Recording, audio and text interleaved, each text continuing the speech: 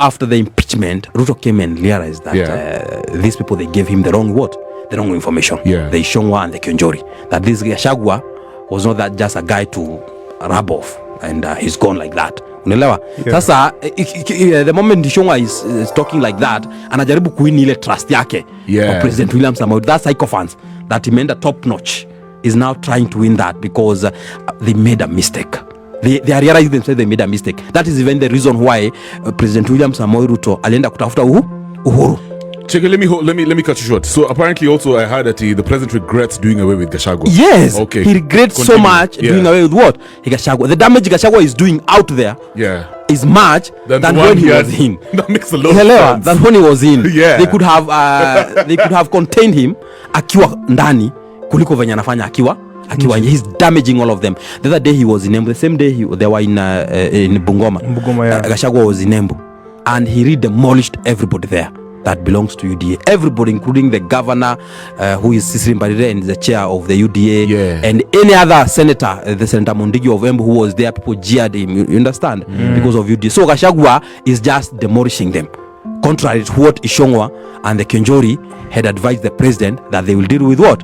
They will deal with him. The guy is dealing with them. So he's regretting. In fact, Ruto could not have gone to look for Uhuru. Was it not for things that are getting out of hand to try and bring somebody else who can balance. The issue of Orengo. Orengo has been quiet since the abduction of Besigye. Right. Unelewa. So Orengo are the people who fought for this country for a long time. Unelewa, for the freedom of this country, for the democracy of this country.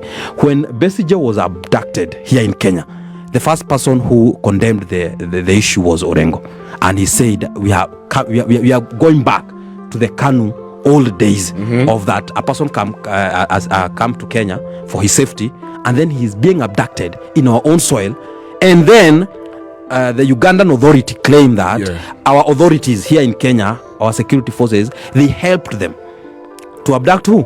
Besigye.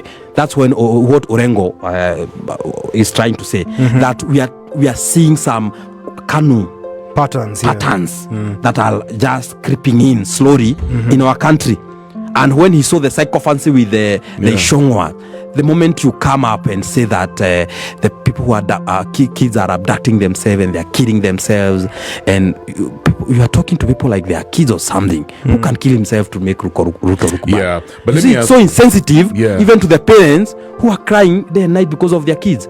So let me ask you. Because actually, one thing I like about this show is we can speculate. Yes. So I've heard stories about, the president is probably, he's 50-50 about having Kindiki on the ballot with him come 2027. I don't know whether that's true. However, do you think if the president picked somebody like Ndindi Nyoro, I was about to ask about is that a sure bet for the president in 2027? At least he would probably get him a huge chunk of votes from the mountain. Not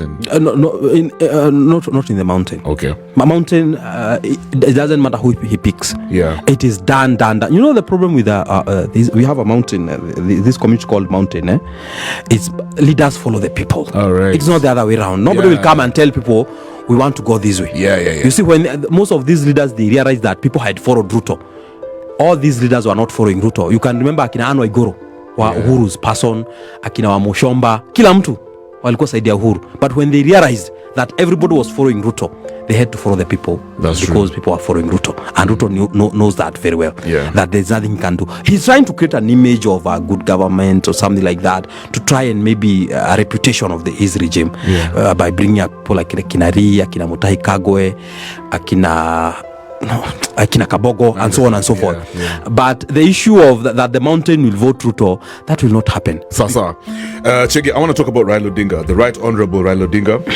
It's interesting how, you guys, Kwanzaa, these days, whenever I cruise the internet on YouTube, this show, by the way, we have a